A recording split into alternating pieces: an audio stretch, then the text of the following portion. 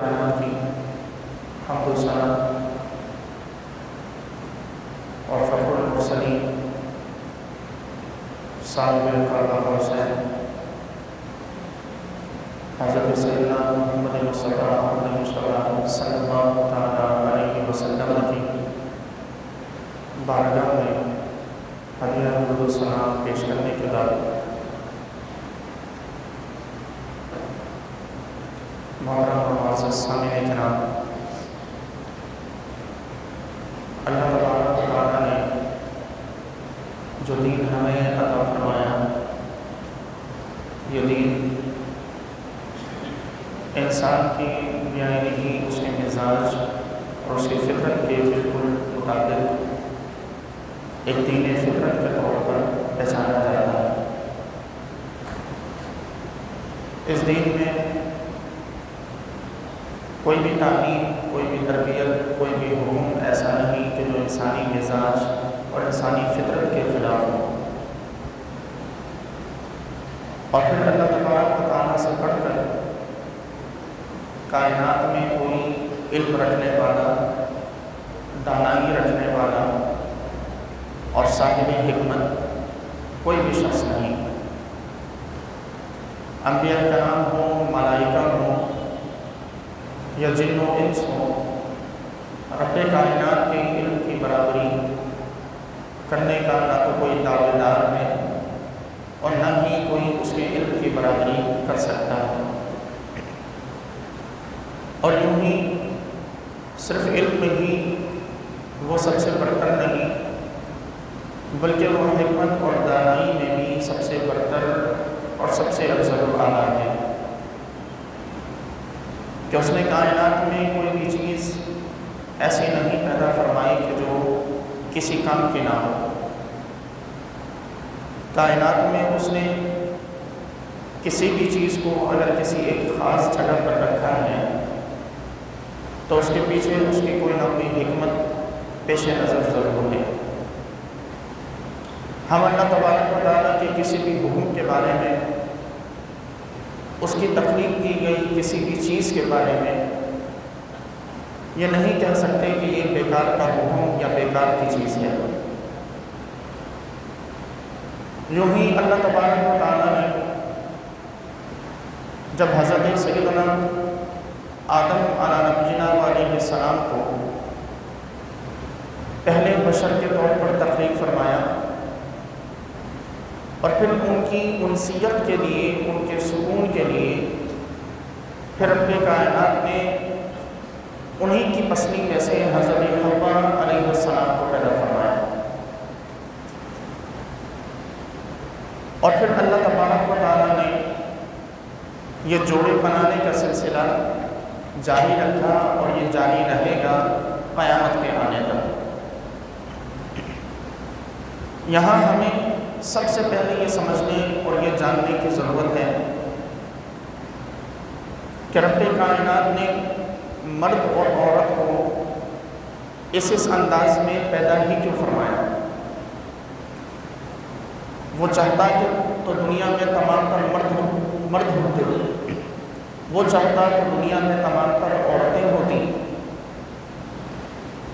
اس نے ایک مرد اور اس کے ساتھ کی ایک عورت کو ہی تخلیق کیوں فرمایا؟ تو یہ ہمیں حضرت آدم علیہ السلام کی سیرت سے ہی پتہ چلتا ہے کہ آخر رب کائنات نے ایک مرد کے ساتھ اس کے جوڑے میں دوسری عورت کو کیوں پیدا فرمایا۔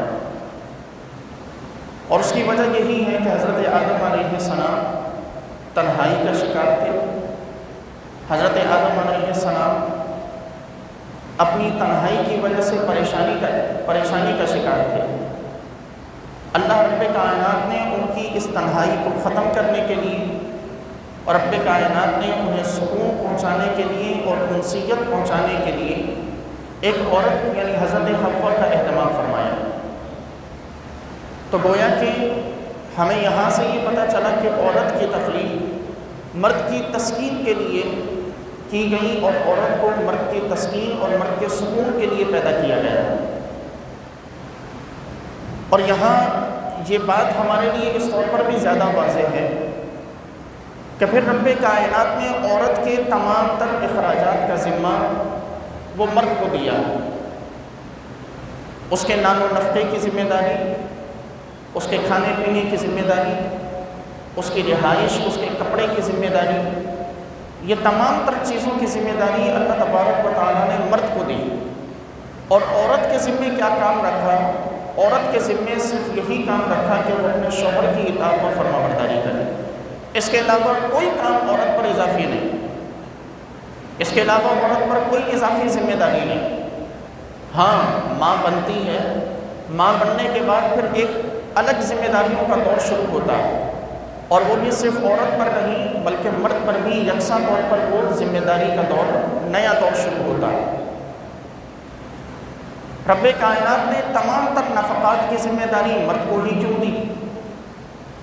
اب اگر اللہ تبارک و تعالیٰ کے بارے میں ہم یہ کہیں کہ اس نے یہ کام ایسے ہی کر دیا، تو یقیناً خالق کائنات کی گستاخی ہے کہ اس نے یہ کام بھی بغیر حکمت کے نہیں کیا۔ اور پھر ایسا نہیں کہ رب کائنات نے عورت کو مرد کے مقابلے میں حقیر رکھا ہو، عورت کو مرد کے مقابلے میں کسی اہمیت کا حامل نہ رکھا ہو، اسے مرد کے مقابلے میں کوئی اہمیت نہ دی ہو۔ آپ اٹھا کر دیکھیں اسلامی تعلیمات، آپ کو جہاں یہ دکھائی دے گا کہ اگر کسی کو سجدہ کرنے کی اجازت ہوتی تو میں عورت کو حکم دیتا کہ اپنے شوہر کو سجدہ کرے، وہاں آپ کو یہ ضرور دکھائی دے گا اور یہ ضرور پڑھنے کو ملے گا کہ نبی کریم علیہ السلام نے یہ بھی فرمایا کہ کوئی شوہر اگر اپنی بیوی کے منہ میں لقمہ دیتا ہے تو رب کائنات اسے صدقے کا ثواب عطا کرتا ہے۔ یہ اہمیت رب کائنات نے یوں ہی نہیں عطا فرمائی کہ اس کو کھلانا، اس کو پلانا، اسے اپنے گھر میں رکھنا، اس کی تمام تر ذمہ داریوں کو اٹھانا اور اس کی ضرورت کو پوری کرنا، یہ رب کائنات نے مرد کے لیے باعث ثواب رکھا۔ اور باعث ثواب رکھنے کا مطلب یہ ہے کہ مرد کو لالچ دیا گیا ہے کہ تم یہ کام کرو، اس کے بدلے میں ہم تمہیں ثواب عطا کریں گے۔ اور یہ لالچ وہیں دیا جاتا ہے کہ جہاں پر سامنے والے کی کوئی اہمیت ہوتی ہے۔ ہمیں عبادتوں کے ذریعے لالچ دیا گیا، ہمارے سامنے ایک چیز رکھی گئی، ایک انعام ہمیں بتایا گیا کہ تم اللہ کی فرما برداری کرو تاکہ تم جنت میں داخل ہو سکو، تم رب کائنات کے احکام کو مانو تاکہ تم جنت میں داخل ہو سکو۔ اب یہ جنت میں داخل ہونے کا بار بار ذکر کیوں ہے؟ صرف اس لیے کہ رب کائنات کی فرما برداری کی اہمیت ہے، اس لیے نہیں کہ ہمیں جنت کی اہمیت پتہ چلے، بلکہ اس لیے کہ رب کی فرما برداری کی اہمیت ہم پر واضح ہو جائے کہ جب رب کی فرما برداری کی اہمیت اس قدر ہے کہ انسان جب رب کا فرما بردار ہو جاتا ہے تو وہ جنت جو آج تک کسی نے نہیں دیکھی سوائے چند انبیاء کے، وہ جنت جو آج تک عام انسانوں کی نظروں سے اوجھل ہے، جس کے انعام و اکرام قرآن میں بیان کیے گئے، جب بندہ اپنے رب کا فرما بردار ہوتا ہے تو اسے وہ جنت نصیب کی جاتی ہے۔ ایسے ہی ایک مرد کو بتایا گیا، ایک باپ کو بتایا گیا کہ جس نے 3 بیٹیوں کی پرورش کی وہ جنت میں میرے ساتھ ایسے ہوگا۔ ایک باپ کو بتایا گیا کہ جب تمہارے گھر میں بیٹی پیدا ہوتی ہے تو آسمان سے فرشتے نازل ہوتے ہیں، اور وہ جب تک بیٹی بالغ ہو کر نکاح کر کے اپنے گھر کی نہ ہو جائے تب تک وہ فرشتے اللہ تعالیٰ کی جانب سے اس کے باپ کی مدد کرتے رہتے ہیں۔ ایک باپ کو بتایا گیا کہ جب تمہارے گھر میں بیٹی پیدا ہوتی ہے تو وہ بیٹی تمہارے لیے زحمت نہیں، تمہارے لیے رحمت ہے۔ اسلام سے بڑھ کر عورت کو دنیا میں اور کسی بھی دین نے حقوق نہیں عطا کیے۔ ماں بنا کر اس کے قدموں تلے جنت کو رکھ دیا، بیٹی بنا کر اسے رحمت قرار دے دیا، بہن بنا کر ایک ذمہ داری اور ایک غیرت اور حیا قرار دے دیا، بیوی بنا کر ایک ثواب کمانے کا ایک ذریعہ بتا دیا اور ایک غیرت اور حیا کا ایک ذریعہ بتا دیا۔ اس سے بڑھ کر اسلام کسی اور کو کیا حق اور کیا حقوق دے کہ کائنات میں سب سے بڑھ کر اگر اسلام میں حقوق کی بات کی گئی تو وہ صرف عورتیں ہیں جن کے حقوق کی سب سے زیادہ بات کی گئی۔ لیکن آج ہمارے معاشرے میں ابھی گزشتہ دنوں جو کچھ ہوا وہ آپ نے بھی سنا، ہم نے بھی سنا کہ کس طرح اسلامی تعلیمات کی دھجیاں بکھیری گئیں، کس طرح اسلامی تعلیمات کے پرچے اڑائے گئے، کیسے اسلامی تعلیمات کا مذاق اڑایا گیا اور کس انداز کی نعرہ بازی کی گئی کہ اللہ سے بھی آزادی چاہیے، قرآن سے بھی آزادی چاہیے، رسول سے بھی آزادی چاہیے، تو اگر دے دیتے ہیں آزادی، خدا سے بھی انہیں معاذ اللہ آزادی مل جائے، انہیں رسول سے بھی معاذ اللہ آزادی مل جائے، انہیں قرآن سے بھی معاذ اللہ آزادی مل جائے، انہیں اولیاء سے بھی معاذ اللہ آزادی مل جائے، تو پھر وہ تصویر اپنے ذہن میں لے کر آئیں کہ جو ان سب سے پہلے کی تھی، کہ جب بیٹی کو پیدا ہوتے ہی زندہ دفنا دیا جاتا تھا، پھر کیا بچے گا؟ پھر وہی دور آئے گا کہ جب بیٹی کو پیدا ہوتے ہی زندہ درگور کر دیا جاتا تھا، جب ماؤں کو بازاروں میں بیچا جاتا تھا، جب وراثت میں ماں ایسے منتقل ہوتی تھی کہ جس طرح کے مال وراثت میں تقسیم ہوتا ہے، ویسے ہی مائیں وراثت میں اولادوں میں تقسیم ہوتی تھی، اور وہ بھی تقسیم اس طور پر نہیں کہ ماں کے طور پر، باندی اور لونڈی کے طور پر مائیں وراثت میں تقسیم ہوتی تھی۔ پھر وہ دور آئے گا کہ جب اگر شوہر مرے تو بیوی کو اس کے ساتھ ستی کر دیا جاتا تھا، اور بیوی کو زندہ شوہر کی چتا پر لٹا کر آگ لگا دی جاتی تھی۔ پھر وہ دور آئے گا کہ جب عورت کو بازاروں میں بیچے جانے والی ایک کمزور ترین چیز سمجھا جاتا تھا۔ پھر وہ دور آئے گا کہ جب عورت کا وراثت میں کوئی حق نہیں ہوتا تھا۔ پھر وہ دور آئے گا کہ جب عورت دنیا کے معاشرے میں ایک بدترین مخلوق سمجھی جاتی تھی۔ اگر ہم اللہ کو، رسول کو، قرآن کو، اولیاء کو درمیان سے ہٹا دیں تو ہماری مائیں اور بہنیں اللہ، رسول، قرآن اور اولیاء کرام کی اہمیت کو سمجھیں کہ انہیں اس اعلیٰ مرتبے پر پہنچانے والی یہی ہستیاں اور یہی لوگ ہیں کہ جنہوں نے آج انہیں اس قدر اعلیٰ مرتبے پر پہنچایا، آج انہیں اس قدر اعلیٰ مرتبے پر فائز کیا۔ لیکن آج ہمارے ہی گھروں کی مائیں، بہنیں اور بیٹیاں سڑکوں پر نکل کر آوارہ نعرے لگا کر اپنے حقوق کی بات کرتی ہیں۔ اور محترم سامعین، بات حقوق کے انکار کی نہیں، حقوق یقیناً ہر انسان کو حق ہے کہ وہ اپنے حق کے لیے آواز اٹھائے، ہر انسان کو حق ہے کہ وہ اپنے حق کے لیے آواز اٹھائے۔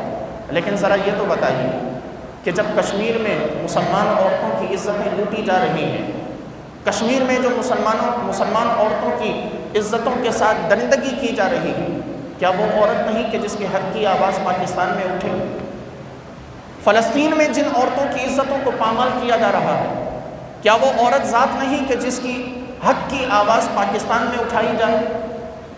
برما میں گزشتہ سالوں میں جو کچھ کیا گیا اور جس طرح عورتوں کے سینوں کو کاٹ کر، ان سینوں کو کاٹ کر ایک طرف ڈھیریاں لگا کر انہیں آگ لگا کر جلایا گیا، یہ جس طرح کا سلوک برما میں ہوا، کیا وہ عورتیں نہیں تھیں کہ جن کے حق کی آواز ہماری یہی مائیں اور بہنیں اور بیٹیاں اٹھاتی؟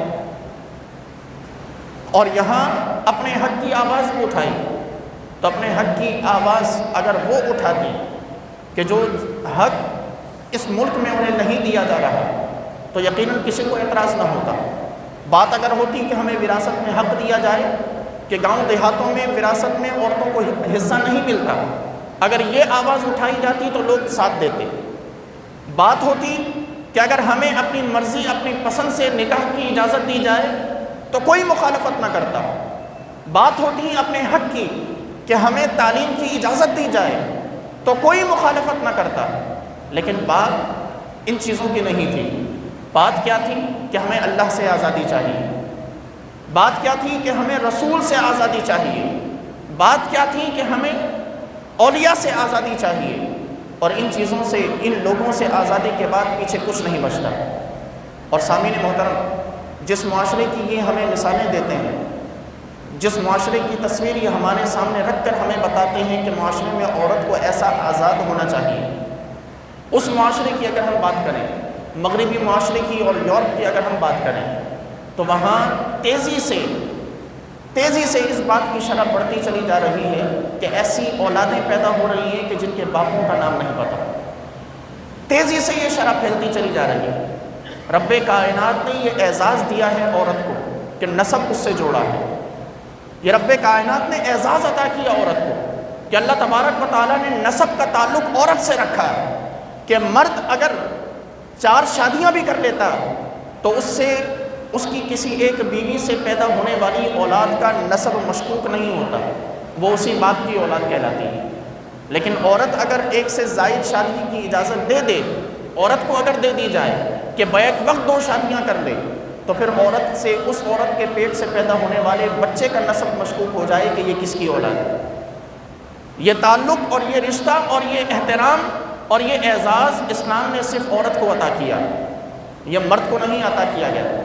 لیکن آج کی عورت اس اعزاز کو اپنے لیے بوجھ سمجھتی ہے۔ آج کی عورت سمجھتی ہے کہ ہم شاید دنیا میں سب سے بہترین عورت شاید وہی ہے کہ جسے ہر قسم کی آزادی دے دی جائے، اور ہم بھی سمجھتے ہیں کہ ہر چیز کو لمٹ میں رکھنا ہی بہترین ہوتا ہے۔ آپ لمٹ سے ہٹ کر بات کریں، آپ حدود و قیود سے باہر جانے کی بات کریں، تو کبھی اگر سمندر کہہ دے کہ مجھے میری لمٹ سے باہر جانے کی اجازت دے دی جائے تو دنیا میں تباہی نہیں آئے گی۔ اگر کبھی سمندر اپنی حد سے باہر نکل آئے تو دنیا میں تباہی نہیں آئے گی، سیلاب نہیں آئے گا۔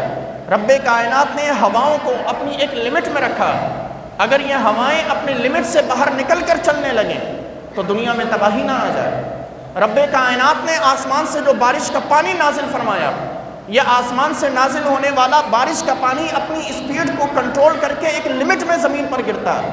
اگر یہ اپنی اصل اسپیڈ کے ساتھ زمین پر گرے تو زمین میں گڑھے پڑ جائیں۔ یہ رب کائنات اگر انہیں بھی اجازت دے دے لمٹ سے باہر نکلنے کی تو دنیا میں تباہی نہ آ جائے۔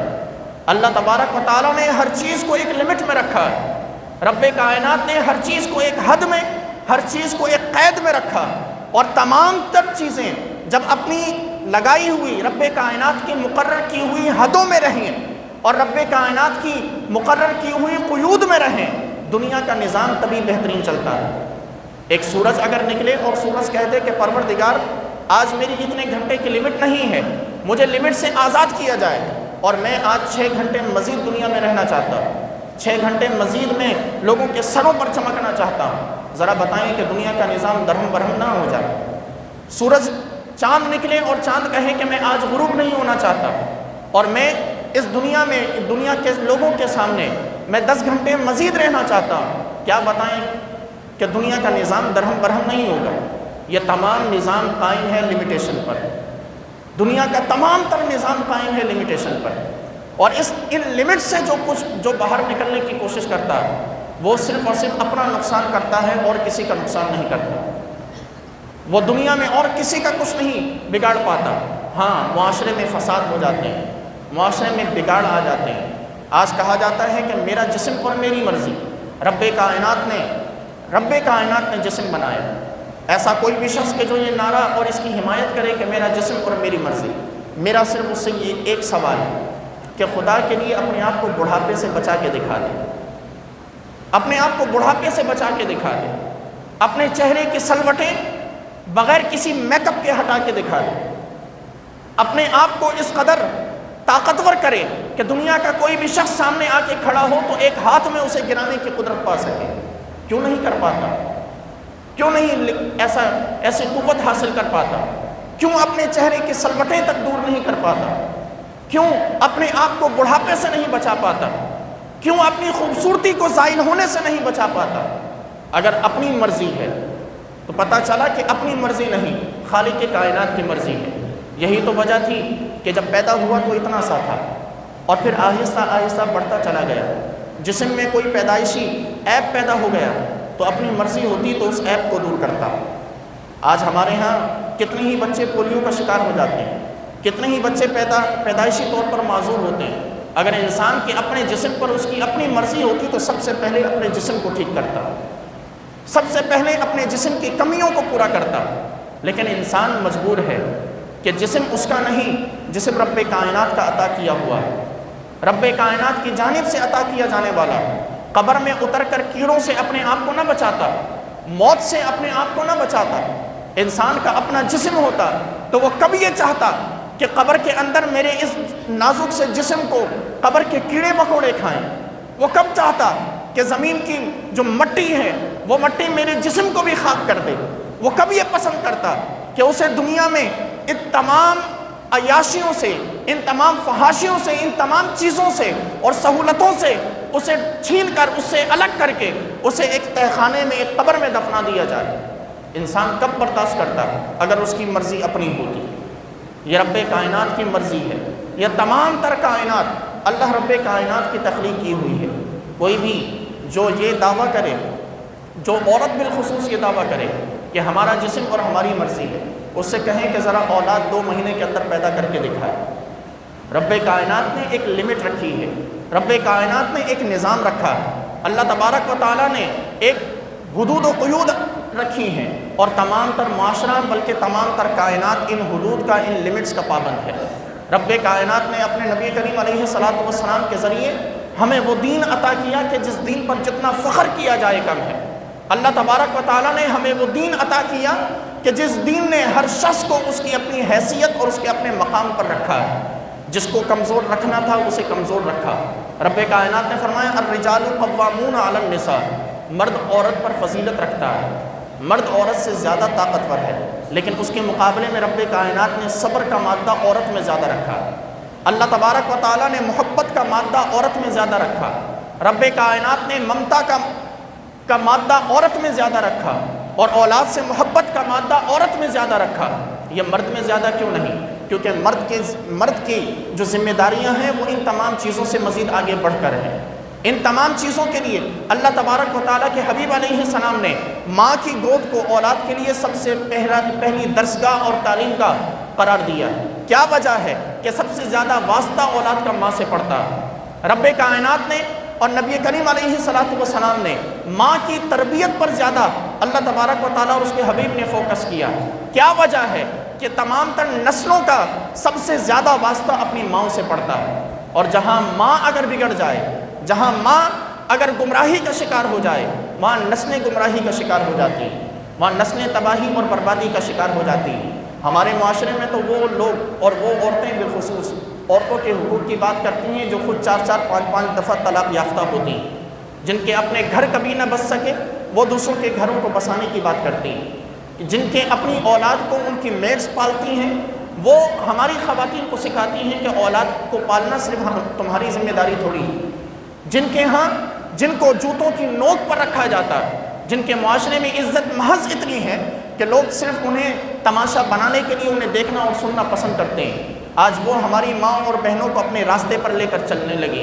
خدا کے لیے اپنے گھروں میں ماحول اسلامی رکھیں، اپنے گھروں کی عورتوں کو، اپنی بہنوں، بیٹیوں، بچیوں کو اس ماحول سے بچائیں، انہیں بتائیں کہ ہمارے لیے آئیڈیل یہ افراد نہیں، ہمارے لیے آئیڈیل حضرت فاطمہ الزہرا کی ذات ہے، ہمارے لیے آئیڈیل وہ ذات ہے کہ جنہیں رب کائنات نے دنیا میں سب سے حسین بنایا۔ کائنات میں عورتوں میں سب سے حسین حضرت فاطمہ کو رب کائنات نے بنایا، لیکن انہوں نے بھی کبھی اپنے سر کا بال بھی کسی نامحرم کو نہیں دیکھنے دیا۔ کیوں؟ اس لیے کہ وہ حدود جانتی تھی، اور جب انہوں نے ان حدود میں، ان لمٹس میں رہنا پسند کیا اور رہ کر دکھایا، رب کائنات نے تمام تر جنتی خواتین کا سردار بنا دیا۔ اپنی خواتین کو بتائیے کہ ہمارے لیے آئیڈیل اور ماڈلز یہ خواتین نہیں کہ جو ہمارے معاشرے میں بگاڑ پیدا کریں۔ یہ تو اس وقت تو ہمارے معاشرے میں جو چل رہا ہے اور جیسا ماحول چل رہا ہے، یہ ماحول تو مردوں کو مائنس کرنے اور مرد کے بغیر معاشرے کو تشکیل دینے کا ماحول پایا جا رہا ہے۔ یقین جانیں کہ کائنات میں کسی بھی دور میں، کسی بھی زمانے میں، کسی بھی خطے میں ایسا ممکن نہیں کہ مرد کے بغیر معاشرہ چل سکے یا عورت کے بغیر معاشرہ چل سکے۔ اگر یہ ممکن ہوتا تو رب ان میں سے کسی ایک کو پیدا نہ کرتا، یہ ممکن نہیں۔ اگر یہ ممکن ہوتا تو حضرت حوا پیدا نہ کی جاتی کہ عورت کے بغیر معاشرہ چل سکتا، اور مرد کے بغیر معاشرہ اگر چل سکتا تو حضرت آدم نہ پیدا کیے جاتے، صرف حضرت حوا کی ولادت ہوتی۔ رب کائنات نے دونوں کو پیدا کیا اور دونوں کو اپنے اپنے مقام، دونوں کو اپنی اپنی اہمیتوں سے آگاہ کیا، دونوں کو اپنی اپنی ذمہ داریوں سے آگاہ کیا، اور دونوں کو یہ بتا دیا کہ اگر کسی ایک نے دوسرے کی ذمہ داری کو لینے کی کوشش کی تو معاشرے میں تصادم ہو جائے گا۔ آپ کیا سمجھتے ہیں کہ اللہ تبارک و تعالیٰ نے عورت کو کیوں حکم دیا اور کیوں اس بات سے منع فرمایا کہ وہ مردوں کا لباس نہ پہنے؟ مردوں کا لباس پہننے سے عورت کو کیوں منع کیا، اور عورتوں کا لباس پہننے سے مرد کو کیوں منع کیا گیا؟ یہ صرف اپنی لمٹس کو برقرار رکھنے کے لیے، تاکہ یہ لمٹس کراس کر کے مرد عورت بننے کی اور عورت مرد بننے کی کوشش نہ کرے۔ جو کام رب کائنات نے جس کے ذمے لگایا، ہر فرد اپنے اس کام اور اپنی اس ذمہ داری کو نبھاتا چلا جائے تو معاشرے میں امن اور معاشرے میں سکون رہے گا۔ یہ چند سالوں کی پیداوار، یہ چند سالوں سے ابھرنے والے یہ لوگ ہمارے معاشرے کو سکھانے چلے ہیں کہ حیا کا مفہوم کیا ہوتا ہے، یہ ہمارے معاشرے کو سکھانے چلے ہیں کہ اور غلیظ قسم کے نعرے لگا کر ہماری خواتین اور ہماری بہنوں بیٹیوں کو بہکانے چلے ہیں۔ اور یقین رکھیں کہ یہ جو خواتین اور اس طرح کی جو عورتیں جو یہ سلوگنز لے کر باہر روڈز پر نکلتی ہیں، چند سالوں کے بعد دنیا میں کوئی انہیں پوچھنے والا نہیں ہوگا۔ رب کائنات نے جو اس کے احکام کا، جو اس کے تعلیمات کا جو مذاق اڑاتا ہے، رب کائنات اسے دنیا میں بھی عبرت کا نشانہ بناتا ہے۔ اور یہ یاد رکھیے گا کہ چند سال گزرنے کے بعد ان لوگوں کا نام و نشان بھی نہ ہوگا، کوئی ان کا نام لینے والا بھی نہ ہوگا۔ لیکن اگر ہماری کوئی ماں، ہماری کوئی بیٹی، ہماری کوئی بہن اگر اپنے طرز عمل کو سیرت فاطمی کے مطابق رکھ جائے، قیامت تک آنے والے ہر شخص کے لیے وہ دنیا اور زندگی میں امر ہو جائے گی۔ قیامت تک آنے والا ہر شخص دنیا میں اس کا نام لیتا رہے گا۔ حضرت رابعہ بصریہ کون ہے؟ حضرت رابعہ بصریہ اللہ رب کائنات کی ایسی ہی ایک بندی ہیں کہ جنہوں نے اپنے کردار کو حضرت فاطمہ کے کردار کے مطابق ڈھالنے کی کوشش کی۔ رب کائنات نے کتنا بڑا انعام عطا کیا کہ آج تقریباً 1000 سال گزرنے کے باوجود بھی ہماری زبانوں پر ان کا نام زندہ ہے۔ آج 1000 سال گزرنے کے باوجود بھی لوگ ان کا نام ادب اور احترام سے لیتے ہیں۔ اپنی خواتین کو سمجھائیں، اگر سیرت فاطمی کو اپنا لیا، اگر نبی کریم علیہ السلام کی ازواج مطہرات کی سیرت کو اپنا لیا، تو پھر یاد رکھیں کہ قیامت تک آنے والوں کے لیے وہ باعث برکت اور باعث عزت ہوں گی۔ لیکن اگر ایسوں کے پیچھے چل پڑی اور ایسی خواتین اور ایسے مردوں کے پیچھے چل پڑی کہ جنہوں نے ہمارے معاشرے میں فساد کو پیدا کرنا ہے، تو اپنے گھر والے بھی لعنت بھیجیں گے، رب کی بھی لعنت ہوگی، رسول کی بھی لعنت ہوگی اور اولیاء کی بھی لعنت ہوگی۔ اور دنیا و آخرت میں کبھی بھی کسی بھی طور پر کوئی انعام، یا دنیا و آخرت میں کبھی بھی کسی بھی طور پر کوئی سکون نہیں ہوگا۔ آج کے دن کا میں یہ موضوع کبھی نہ اپناتا اگر وہاں سلوگنز میں اور نعروں میں یہ نہ ہوتا کہ ہمیں اللہ سے آزادی چاہیے، ہمیں رسول سے آزادی چاہیے، اگر وہاں سلوگنز میں یہ نہ ہوتا کہ تیرا باپ بھی دے گا آزادی، اور اس کے بعد نعرہ کیا لگ رہا ہے کہ اللہ بھی سن لے آزادی، معاذ اللہ خدا سے کہا جا رہا ہے کہ تیرا باپ بھی دے گا آزادی، معاذ اللہ رسول سے کہا جا رہا ہے کہ تیرا باپ بھی دے گا آزادی، معاذ اللہ اولیاء سے کہا جا رہا ہے۔ یہ اس قسم کے نعرے، آپ یہ سمجھ لیں کہ یہ عورتوں کے حقوق کی بات نہیں ہے، یہ اسلام کی سے نفرت اور اسلام کی نفرت کو دل میں بٹھانے کی بات ہے۔ اچھا چلیں ایک بات اور آپ کے سامنے رکھوں، دنیا میں کیا تمام تر مظالم صرف اس ملک میں ہو رہے ہیں عورتوں پر؟ دنیا میں تمام تر مظالم کیا اس ملک پاکستان میں ڈھائے جا رہے ہیں؟ نہیں، دنیا کے بہت سے ممالک، ہمارا پڑوس بھارت، انڈیا، یہاں ہم سے زیادہ ریپ کا، ہم سے زیادہ کڈنیپنگ کا ایشو ہم سے زیادہ ہے اس کا، لیکن کیا ہماری یہ جو خواتین کے جنہوں نے پلے کارڈز اٹھا رکھے تھے، جنہوں نے اسلام کا نام لیا کہ اسلام سے آزادی چاہیے، انہوں نے کیا یہ نعرہ لگایا کہ ہندو سے بھی آزادی چاہیے؟ یورپ میں جہاں عیسائیت ہے وہاں عورتوں پر جو مظالم ڈھائے جا رہے ہیں، وہاں عورتوں پر جو ظلم ہو رہا، اور فلسطین میں جہاں یہودی مسلمان عورتوں پر ظلم ڈھا رہا، کیا ان عورتوں کے پلے کارڈز میں سے کوئی ایک ایسا پلے کارڈ نظر آیا کہ جہاں عیسائیوں سے آزادی کا مطالبہ ہو، جہاں یہودیوں سے آزادی کا مطالبہ ہو؟ یقیناً نہیں۔ بات صرف اسلام کی گئی، اور صرف اسلام کی کیوں کی گئی؟ صرف اس وجہ سے کہ یہ تمام فنڈنگز ہیں اسلام کی نفرت کو لوگوں کے دلوں میں پیدا کرنے کے لیے، ہماری ماؤں، بہنوں، بیٹیوں کے دلوں میں اسلام کی نفرت کو پیدا کرنے اور اسلام کی اہمیت کو کم کرنے کے لیے۔ اگر ایسا نہ ہوتا تو پھر دنیا کے تمام عورتوں کے حقوق کی بات کی جاتی، پھر دنیا کے تمام تر خواتین کے حقوق کی بات کی جاتی، پھر ڈاکٹر عافیہ صدیقی کی بھی بات کی جاتی کہ جسے اتنے عرصے سے امریکہ نے اپنی قید میں رکھا، اور وہ بھی بغیر قصور کے، وہاں ان کے ساتھ کیا ظلم نہیں کیا جا رہا۔ یہاں ہماری عورت کا رونا یہ ہے، ہماری ان عورتوں کا رونا یہ ہے کہ انہیں پڑھنے کے لیے باہر جانے کی آزادی نہیں۔ تو جس لباس میں یہ آئی ہوئی تھی، کیا بتا سکتے ہیں کہ اس سے بڑھ کر کوئی آزادی ہو سکتی؟